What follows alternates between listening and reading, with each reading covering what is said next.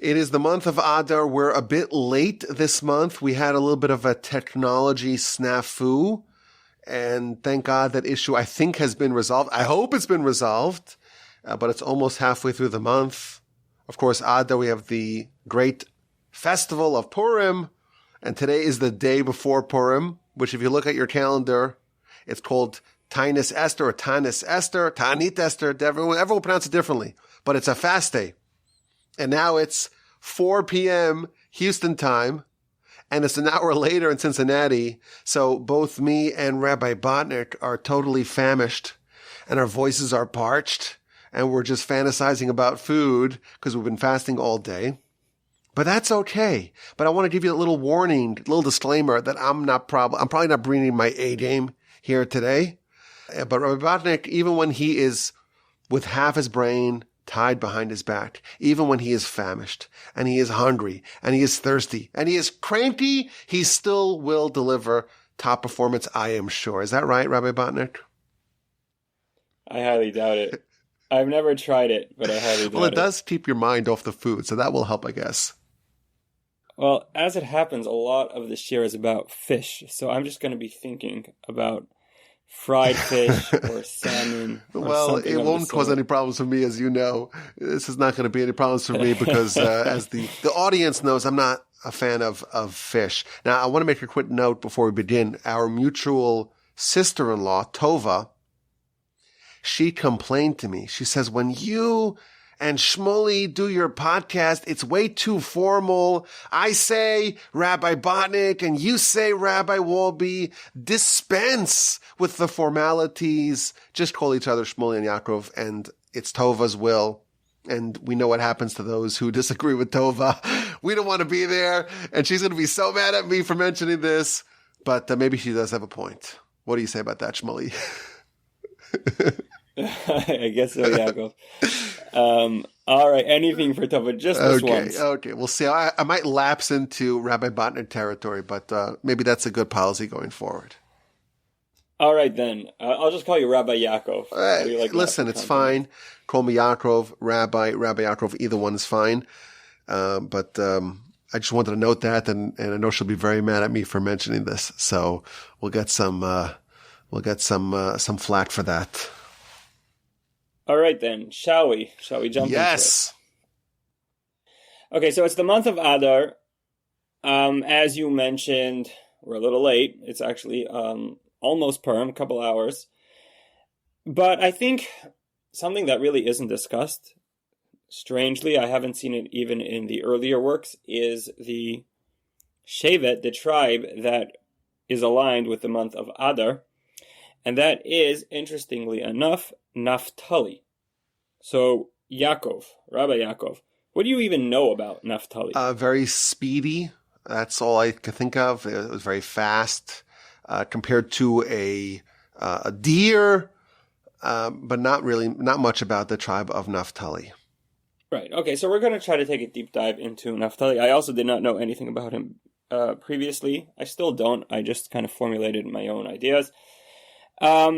Moving along, this is very common knowledge, which is the zodiac sign for the month of Adar is, this is probably the most well-known, is fish, right? Mazel Adar Dagim.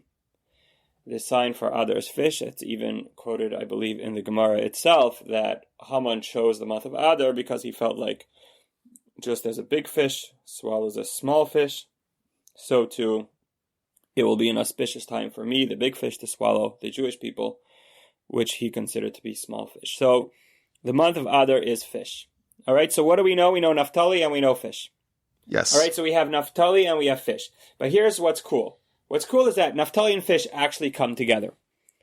And that is, there is a verse in Devarim, towards the end of the Torah, where it says, Yam Vidarom Yerusha.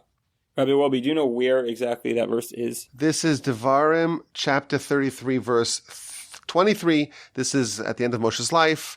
The very last day of his life, he gives a blessing to each one of the tribes. And to the tribe of Naftali, he says in this verse, Naftali seva ratzon umalei berkas Hashem yam vidarom yirasha.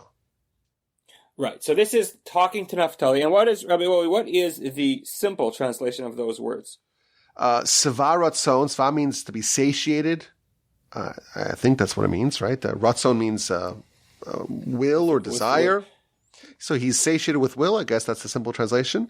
And he's full. He's replete with the blessing of Hashem. Yam. So Yam is west, and Darom is south. Yerusha, he will inherit. That's how I would translate just the word for word. Right. Okay. And that is the simple translation. The Targum Yonasan ben Uziel, who often veers off of the simple translation of the verse and gives you a deeper insight, he writes, and Rabbi, if you have a chumash in front of you, you can read it to me because I'm ad-libbing here, but I know that he writes the words, V'chadei benune yama, and Naftali will rejoice with the fish of the sea.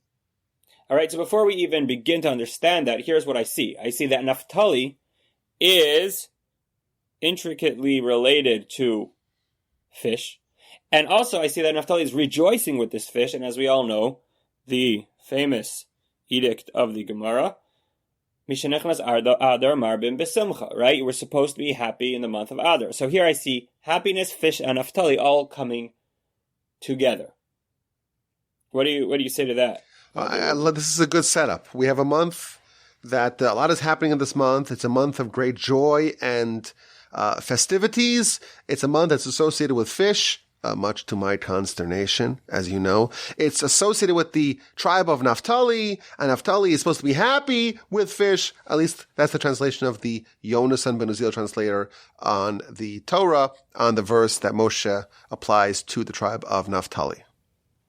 Right. Okay, so this is all way above my head, but we're going to try and figure something out. I want to move away from the Naftali topic and just ask two very general questions.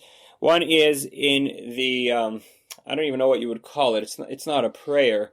It's something we recite after Megillah. It's a song, right? Shoshanas Yaakov. In there, you find a terminology, techeiles Mordechai. Virosam yachad techeiles Mordechai, right? Now, yes. Rabbi Woli, I know that the topic of techeiles is very near and dear to your heart.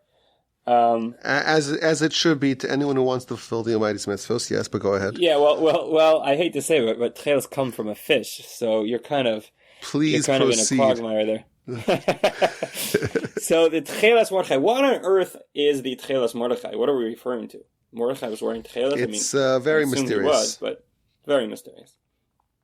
Okay, final question is, and I have no idea if I have the right to ask this question. I am not a linguist, certainly not a Hebrew linguist. It says vina hafochu, right? That it reversed, right? That's the whole story. It was a story of reversal, the Purim story. And I don't know. I'm gonna turn to you, Rabbi Wolbe. Is the word vina hafochu? Would that be your choice way of phrasing it, or would it be like v'hafochu? Like, what's that extra nun? Doesn't nun connote like we did this together? Interesting. So in the book of Esther, which is the book that we read on Purim, which is the book that chronicles the Purim story and miracle, when it talks about the great miracle that happened, it says that everything was the opposite. You know, the Haman builds this gallows and he's going to hang Mordechai, but no, actually, Haman himself gets hung on said gallows. Oh, and all the Jews are going to be killed by their enemies? Actually, no, their enemies will be killed by the Jews. So that's a verse in the book of Esther, chapter 9. And you say that grammatically, it should not say v'nahapochu. It should say something else.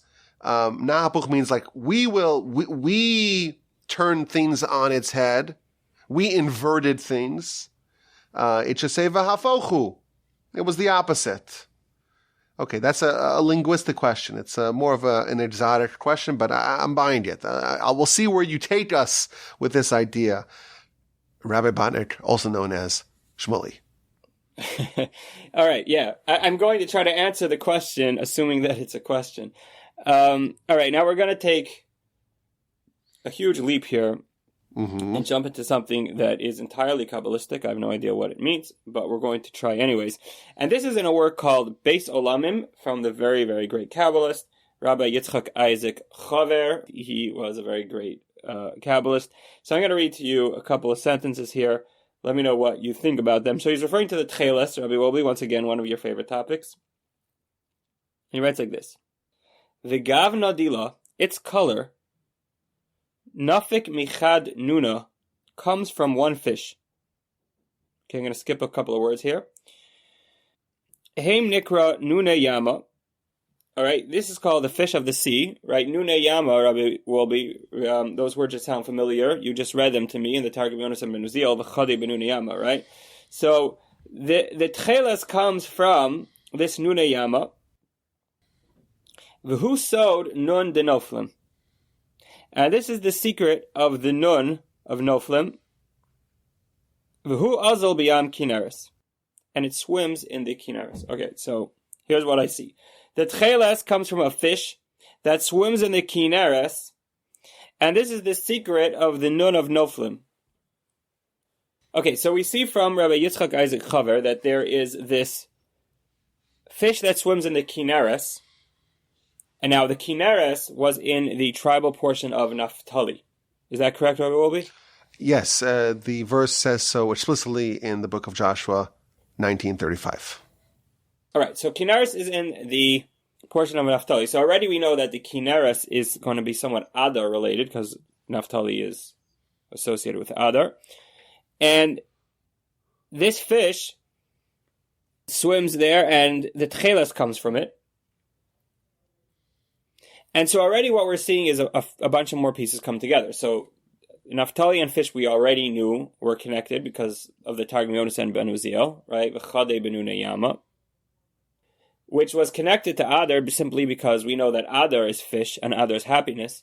And now we're seeing that techeiles is also coming into the picture because we know that techeiles comes from this fish that swims in the kineres that is in the portion of Naftali.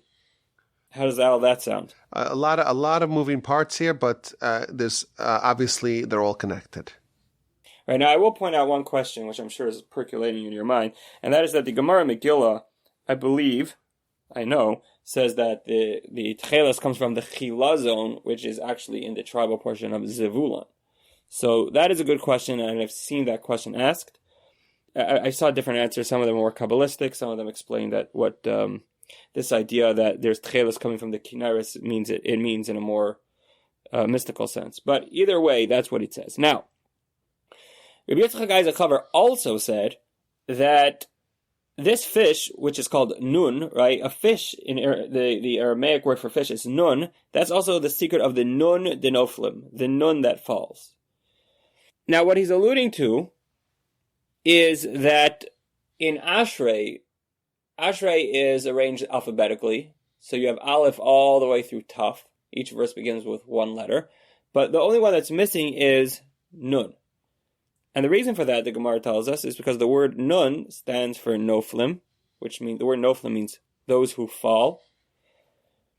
And we don't want to, that's very negative. We don't want to begin a verse with a negative implication. And later in the next verse it says, Somech Hashem l'chol hanoflim, that God will erect, God will uplift all those who fell. So we skip the part of the noflim and we go directly to the phase where God is actually lifting up those who fell. Okay, so here's what we know about this fish. It swims in the kineres, the techeiles comes from it, and it is connected with the idea of falling, of noflim. Now, what I thought to be interesting was, again, we know that this fish is going to have something to do with Naftali because it is swimming in the kineres, which is in Naftali's portion. But it struck me that the word Naftali, if you rearrange the letters, spells nafalti, which means I fell. So here would be another connection, another dot to add in this very complicated puzzle, that Naftali is also perhaps associated with the idea of falling, nafalti. And so again, he would be the fish, he would be the kineres, the techeiles, and now the falling. Rabbi Wolbe, are we on board? Yeah, there's so many moving parts here, but let me try to assemble them over here. We know the month of Adar is associated with the tribe of Naftali. We know that the mazel, the zodiac sign, is fish. We know that this is a month of great gladness and joy. And we see these ideas all intersecting together. So when we read about the blessing that Moshe gives to Naftali, the Targum Yonasan, again, written by one of the authors of the Mishnah, so it's very ancient, and it's very credentialed, very reputable. He says that when it says that when the secret behind Moshe's blessing to Naftali was that he'll be happy with the fish. Again, Naftali, happiness, and fish.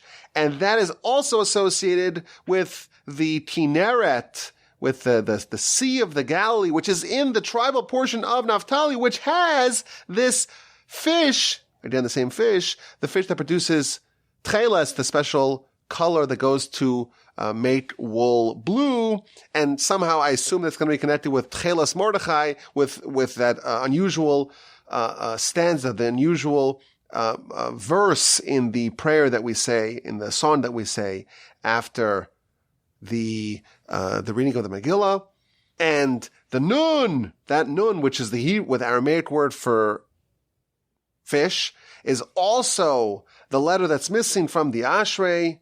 And that is connected, we're told by this great Kabbalist, Rabbi Yitzchak Isaac Chaver. It's connected to techeiles and to this Kinneret and this fish. And you're telling me it's also the same letters as Nafalti, I fell, and Naftali is the same letters rearranged. That's what I have hitherto. Okay, now let's try to move on. What is the gematria of the letter Nun? Sorry for putting you on the spot, Rabbi Wolbe. This is much easier. It's number 50. 50. Nun is 50. 50. Right. So 50 is a very fascinating number. We know 50 is associated with the Yovel, right? I'm sure you discussed this in Parshas Bahar on your podcast, how you have the Shemitah cycle where every 7 years we observe Shemitah, but then there's 7 Shemitahs, which lead, right, that would be 7 times 7 is 49, leading to the 50th year, which is Yovel. And Yovel, there's like a complete cessation of just the way the world interacts. And anything anyone ever purchased from a different tribe reverts back to the original tribe. Whatever the laws are, the idea is there's just kind of the world stops in a sense. Right? Well, remember, you're old enough to remember Y2K, right? Year 2000. There was this fear that the whole world would just like fall apart. That's kind of I think I had just turned 13. So. Oh, well, you were older than I was. I was in 4th grade. I was, I think, 9.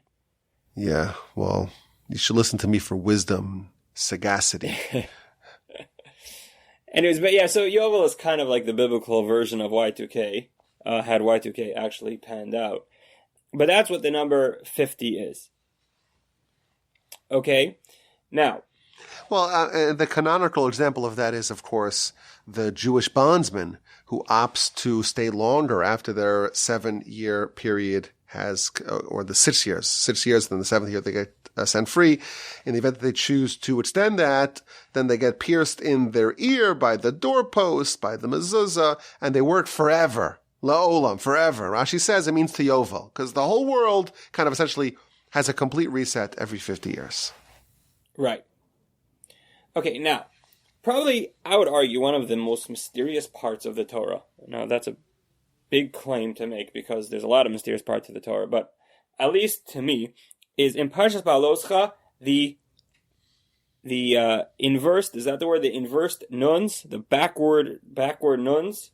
Rabbi Wolbe, do you know what I'm talking about? I think I do, yes. It's a very unusual feature that you find in the Torah scroll, that you have almost like brackets, like parentheses in middle of the actual Torah scroll, bracketing out 2 verses in Parshas Ba'aloscha. I think it's chapter 10 of Numbers, something like that. Yes, but it's backwards facing nuns, like mirror image nuns.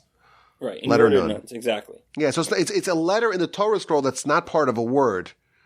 It seems like it's this extra letter, and 2 of them on either side of 2 verses, which the Talmud, I believe, or the Midrash tells us that it's a break separating the two verses from the other parts of the book of Numbers, because it's really another book. In effect, the book of Numbers is 3 books. You have before those double nuns, but double inverted nuns, and you have afterwards, and you have those 2 verses which constitute their own book. And right. thus, they're the Pentateuch is not really the Pentateuch; it's the Septateuch. It's not 5 books of Moses; it's 7. Exactly. And I don't have the Chumash in front of me, but you know what those verses are in between those 2 inverted nuns? I'll open up the book here for you. Exactly. Given that we really didn't prepare. Just the general gist is that it's the traveling, the journeying of the Aron, right? Yes. Okay, I just found it. It's actually we got it right, chapter 10, verses 35 and 36. It's about the traveling of the ark, what they said when the ark would journey. Arise, Hashem, and let your enemies be scattered, and let those who hate you flee from before you. And when it rested, and when the ark rested, because they had to obviously disassemble and reassemble the ark along their journey. So when they left, he would say the following in verse 35, what we said earlier, the aforementioned. And in verse 36, we read about what Moshe would say when it rested. Shuva Hashem rivos alfei Yisrael, reside tranquilly, Hashem among the myriads and thousands of Israel. And then you have the other backwards facing, really it's more than that, it's backwards facing and upside down. So inverted, I think it's the correct word. Inverted nuns. Right, and which are called in Hebrew the nun hafuchos. Now, before I even say anything, you already kind of know where I'm going with this, because remember, we asked at the beginning, v'na hafochu, why is there a nun there? So where I'm headed is, I'm going to try to argue that it has something to do with these nun hafuchos, right? There's a nun, that's hafuch, that's backwards. Anyways, regarding these nun hafuchos, I want to read to you a few sentences from Rabbeinu Bachaye, who was a Rishon, also often dabbles in the esoterica. One of the great medieval commentators. That's right. And he discusses because Shmuly, I hate to say, you say Rishon, a lot of people don't know what that means. Rishon's in Hebrew. So I say, I help fill in, my role here is I'm kind of the useful idiot here. Yeah, no. This podcast would be so much better. It would be so much better if we weren't fasting. Oh I man, know, my mind is totally shot right now. I hope people listen to this on Purim when they're deeply intoxicated. It's best served with exactly, best served with one. Anyways, it says he's talking about these nuns, and he says that the nun is referring to this idea of 50, this cessation of just of nature, essentially. And he says that when the nun is inverted, it's like an absolute. It's like even more intense. It refers to like an absolute, complete, like decimation of nature. I'm trying to find you the exact words. Now the pedantics will quibble that the word decimate only means 10%, but let them quibble. There's plenty of meat in the bone here to quibble with.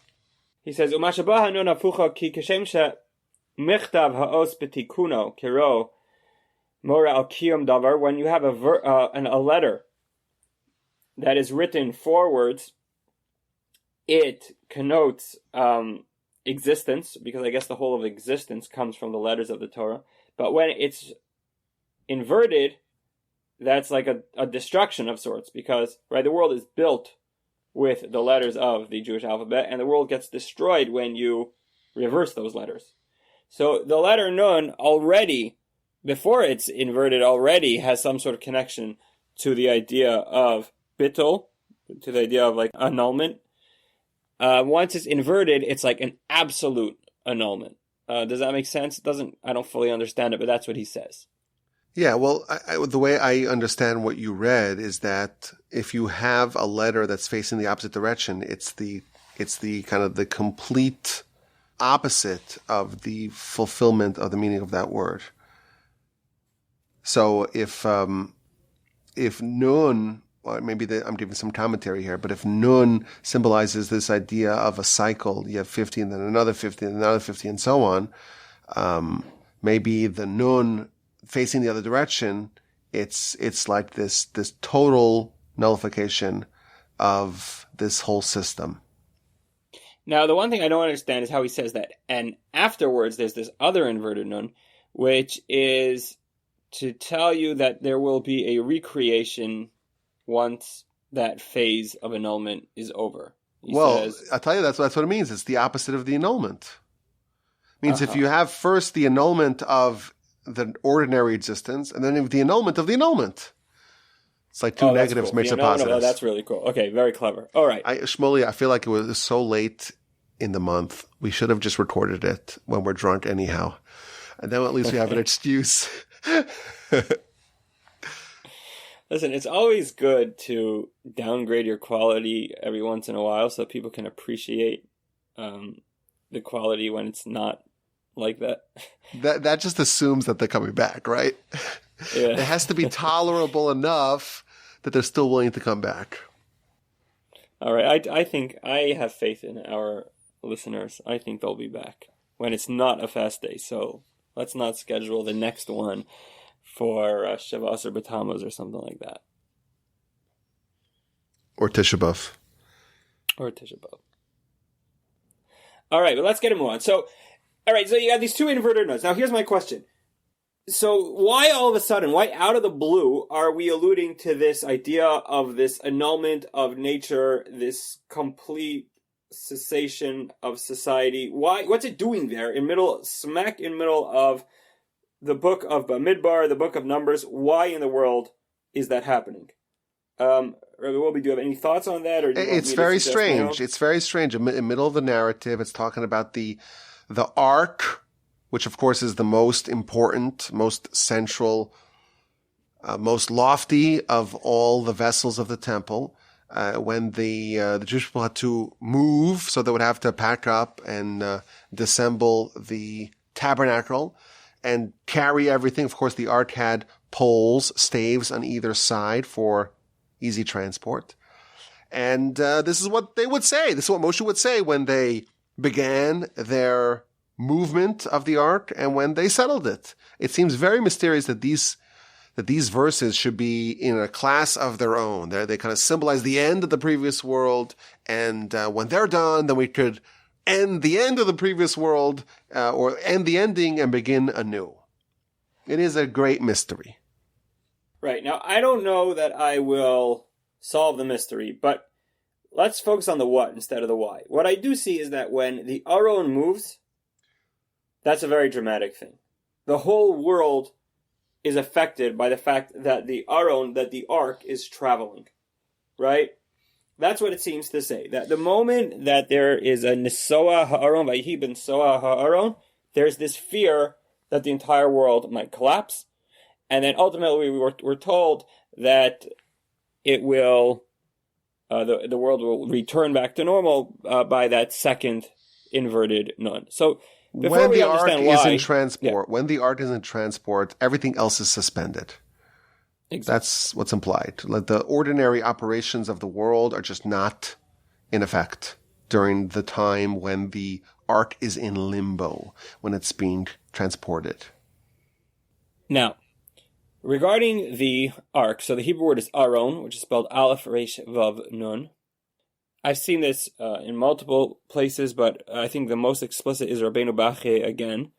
And there he says that the word Aron, he said it comes from the word Nora, which means awesome. Not awesome as it's used in the vernacular, but awesome meaning full of awe. It strikes wondrous. Wondrous.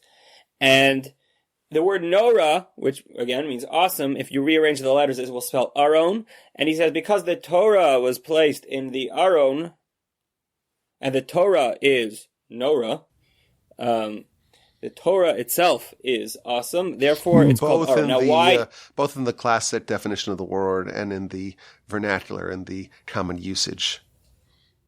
Right. Sorry Right. for disrupting your train of thought. Yeah. Not on a fast day. What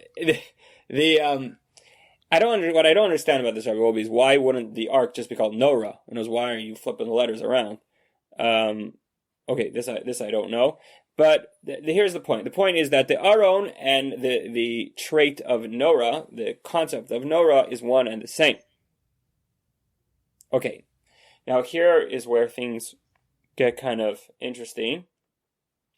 There's a very famous Gemara in Yuma, page 69b, which tells us that Moshe Rabbeinu referred to God as Hakel, God, Hagadol, the big, the great, Hagibor, the strong, Hanora, and the awesome. Okay, those were 4 appellations for God.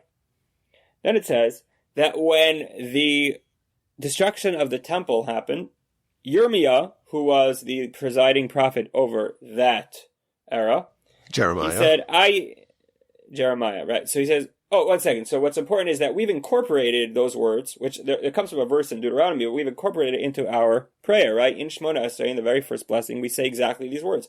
Hakel, Hagadol, Hagibor, Vanora.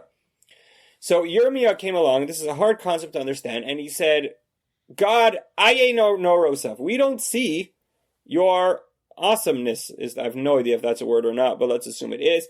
We do not see your Norah. We don't see it anymore because the Beis HaMikdash was destroyed.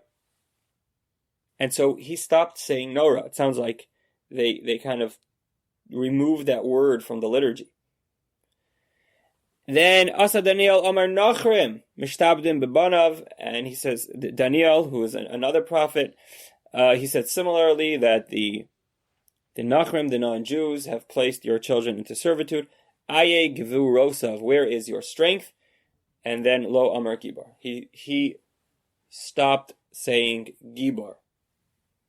Okay, so it used to say Hakel, Hagadol, Hagibor, Vanora. They took out Norah, they took out Gibor, and just says Hakel, Hagadol.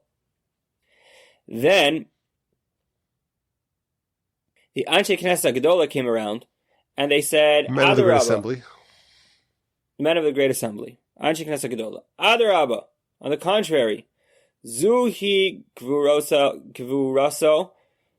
Shekovish Esitzro Ve'elu Heinarosav Shalmale Moro Shalakadosh Baruch Hu Heich Uma'achas Yichol Eskem. Okay, basically what they say is no, we're going to reinstitute those words. Because within the seeming obscurity of the destruction of the temple and the exile of the Jewish people, within that we can see God's strength and God's Norah, God's awesomeness, God's awe, I guess. Because if not for God's strength, and if not for his awe, he would not be able, I mean, hard to say that about God, but he wouldn't be able to resist himself from punishing those who have hurt his people, and his people would not have been able to survive while in exile. This is a fascinating Talmud, very fascinating Talmud. There was a series of descriptions that we gave to God going back all the way to the times of Moshe. Hakel, the God. Hagadol, the great God. Hagibor, the mighty God. Vahanora, and the awesome God. And that was the way we describe God for hundreds of years. Temples destroyed, and we see an apparent lack of awe. So Jeremiah, the prophet, he comes and he removes that term, that appellation. Daniel comes and says, well, we're being subjected to them here in Babylon. Where's the might of God? And thus that too was removed. And then the men of the Great Assembly, they come and they have a completely opposite take. They say, no. The fact that the nation experienced and underwent what they did is actually a testament to God's might and awesomeness, and they reinstituted those descriptions. And thus we have, even till today, in our prayers, we say these words, Hakel, Hagadol, Hagibor, Vanora. Amazing. Very interesting. Fascinating. Yeah. Awesome. It is definitely fascinating. It's awesome. And all I want to take out of it is this. This is what I want to suggest.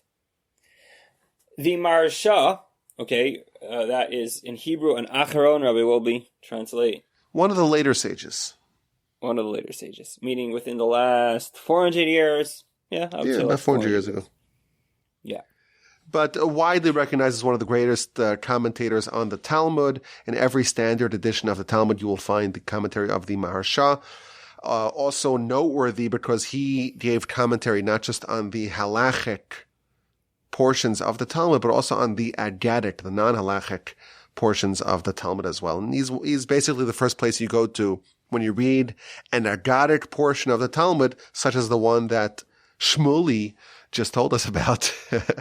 If this podcast is a Bob, I'm blaming Tova. That's what I'm doing. You showed insufficient reverence to Rabbi Botnick, and that's why it was a total disaster. But yes, so that's the Maharsha. I think that this will be our most successful podcast yet. Yeah, because like you said, everyone's going to be listening to it when they're drunk. So it's. So here's what I want to say. The Maharsha says that if you track the timeline, so we know there was the destruction of the first temple, and the prophets of that era, they stopped saying, they discontinued to say Hakibar Vanora, and then it was reinstituted later on. He says, what does later on mean? He writes, and I think he brings more proof to this, but I don't have it in front of me, but the idea is, he says, it's referring to Mordechai. It's referring to the Purim story. When the Purim story happened, that's when they said, all right, you know what? We see God within the darkness. We're going to reinstitute the words Hakibar V'Hanora. So what I feel like is going on here is that the Purim story, the underlying current running throughout the Purim story is that this Gibor and Nora are starting to resurface. They disappeared. We stopped saying them. And now, all of a sudden, they begin to reappear. God's might, God's awesomeness resurface in the Purim story. Now, if the word Nora disappeared after the destruction of the first temple and reappeared, what does that mean? Does that not mean that the Nora, the word Nora, the theme of Nora, is in transit? That's what I want to suggest. In a philosophical sense, Nora is moving. It's moving from one place to another, from one era to another, maybe from one stratosphere to another. The concept of Nora is in transit. And as we know, Nora and Aron are the same thing. So just like when the Aron is being transported, there's this great fear of falling. There's these two nuns, these two inverted nuns, connoting some sort of cessation.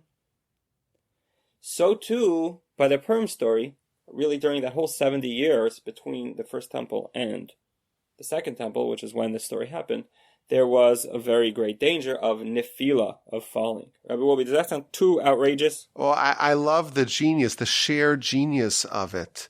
That the Aron was in transit at various times, and then everything was up in the air, everything was in limbo, everything was frozen in place. What's going to be? There's no stability. The world as we know it stopped to exist. We have the backwards facing nun. Okay, once it relaxes, once it rests, once it's in place, it is secure. We could go back, or we could maybe go to the world as it was, or as it will be. And that Aron in the balance, that ark in the balance, is the same thing as the Nora, which is in the balance. And again, Nora and Aron, awesome, and ark are the same letters in Hebrew. And we have a period where the Nora was suspended, where comes along Jeremiah after the temple's destroyed and says, well, there's no Nora now.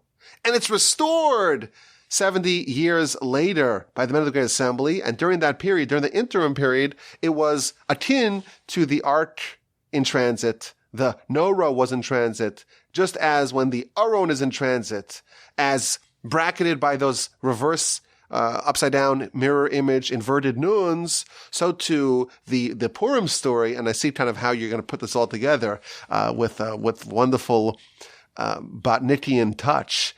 But so too with the Purim story, we had the Nora in limbo, and now it's coming back to where it belongs.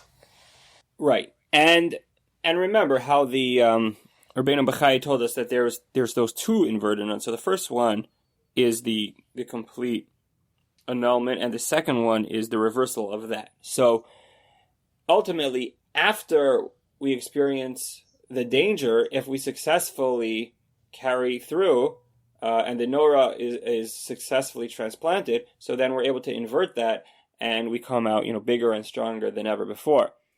Now, throughout the Megillah, we do find the term Nephila many times. If I could search it, I would right now, but I know, everybody tell me offhand, I know that the Nafal Pachad Mordechai is saying that the fear of Mordechai fell upon all the people. I know that it says that Haman fell upon the bed with Esther. I know that it says Hipel poor, when he cast the lots, it says that they fell. Hipel, it fell. I do believe there are others as well, Rabbi Wolbe. If any of them come to mind, you can let me know. Otherwise, I think we have enough to demonstrate this idea that Nephila is a very real thing. It's almost like a central theme in the entire Megillah. Is this? It's okay. It's okay to ballpark it. We could ballpark things over here on the podcast. It appears many times. Do the research. Well, read it. Yeah. All right. Okay.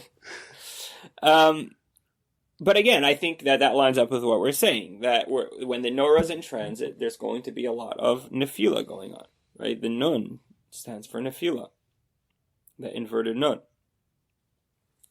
Now,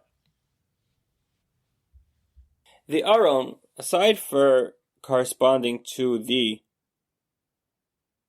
concept of Norah, also corresponds to the Kisei HaKavod, God's throne of glory. I know this because the Purim, also an early commentator, tells us this. He writes that, interestingly, it says, Vayhi bin Soa ha'aron, and when the Aron is traveling, he says that the word bin Soa is Gematria Yaakov, because the face of Yaakov Avinu is engraved on the throne of glory. Have you ever heard of that, Rabbi Wolbe? Which one? That it's a gematria, or that the face of Jacob? No, I guess that his face is engraved on the throne of glory. That's well known. That's well known. Never underestimate my ignorance, though. No. I just meant this idea that the Aron is also somehow associated with that. No, so it's new to me. Right, so the ark is also somehow associated with the Kisei HaKavod. The throne of glory tells us. Yes. And he says that it's alluded to in the word bin Soa, which is the same gematria as Yaakov. So just to move along really quickly, we're gonna wrap it up soon. So the techeiles, remember, we want to get back to the techeiles. The techeiles, we all know the Gemara, and you certainly know because you're a big techeiles guru, which it says that techeiles doma liyam, yam doma Rekia doma le Kisei HaKavod. Is that how it goes? Yes. The Talmud talks about why we are supposed to wear a techeiles cord by our tzitzis, by our fringes, the blue string, the blue fringe. And it says, when you see the tzitzis and you see the techeiles, the blue string, it will remind you of the ocean, of the sea, which looks like the heaven, and eventually you'll make your way to thinking about the throne of glory. So there's a through line connecting the techeiles all the way to the throne of glory. Having said that, let's try to wrap everything together and answer all of our questions. We know that Adar has to do with fish, has to do with Naftali. That we already explained, that Naftali, the Kineres, is in his portion. We know that there's this mysterious fish that swims within the Kineres. And presumably that's the fish that Naftali and Adar are associated with. We are taught that the techeiles comes from that very fish. Okay. So all of that is starting to make a lot of sense. We are taught that this fish, which is called Nun in Aramaic, is somehow connected to the idea of the letter Nun, which means falling. And we explained that falling happens when the Aron/Norah is in transition. So just to back up for a minute, so the Norah is in transition because it was removed from the liturgy when the destruction of the temple happened, and now it is slowly starting to return during the Purim story. So because the Norah is in transition, therefore there's this threat of falling. It evokes this Nun. And ultimately, when ultimately, when we succeed to replace the Norah, so then we reverse the reversal, and we're able to return, bigger and stronger than ever before. Because the term Norah and the Aron are associated with the Kisei HaKavod, because the Aron and the Kisei HaKavod they correlate with each other. Therefore, because the Kisei HaKavod is the same color as the techeiles, right? The techeiles reflects the Kisei HaKavod. What I want to suggest is that the Purim story, which allows us to return to Norah, allows us to have a stronger connection to the Kisei HaKavod, which can come via the techeiles, because the techeiles is what represents the Kisei HaKavod in this world. Rabbi Wolbe, I sound confusing. Are you confused? If you are, I'm a little confused, but I'm not sure if that's just the hunger, the lack of the coffee, the lack of anything to drink, and just the general physical malaise that I'm undergoing here, and I'm sure you are as well. But it makes a lot of sense, I think. But basically what I'm saying is this techeiles Mordechai is because the techeiles is the reflection of the Kisei HaKavod. According to the whole theory that we're trying to put forward, we emerge from Purim more connected with the Kisei HaKavod than ever before, because the Norah returned, and the Norah is the Kisei HaKavod, because the Norah is the same thing as the Aron, and the Aron is aligned with the Kisei HaKavod. So when you're more connected with the Kisei HaKavod, you have more techeiles in your life. So that's why we say techeiles Mordechai. And that would be the explanation where vina hafuchu, the nun, is hafuch, because again, when you reach that point, when you successfully transport the Aron / the Norah, you reach that point of the nun hafuch, that reversed nun, right, that second reverse nun, which ultimately returns you back to where you were supposed to be. Now, how would you say that this applies to the tribe of Naftali? Like, what's their quality? Oh, that is a very, very good question. And I'll tell you why I'm asking that. Because when you were talking about this, and again, I apologize for not doing more research about this. Maybe we should have. But I thought of the fact that there's one aspect of the tribe of Naftali, or the individual Naftali, that he's different than everyone else. Like, you asked me at the beginning, like, what's Naftali known for? I said, well, he was fast.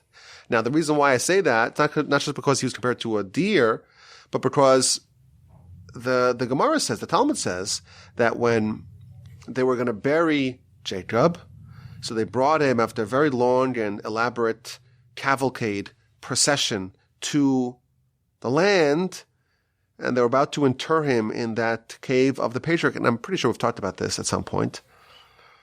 Esav was there.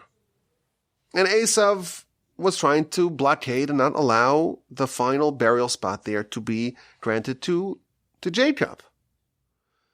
And they said, well, you sold the spot. You gave the spot. You forfeited your spot when you made the pile of the gold and all the silver and all the jewels and precious things that he earned in Padan Aram. He gave it that to you and you sold it.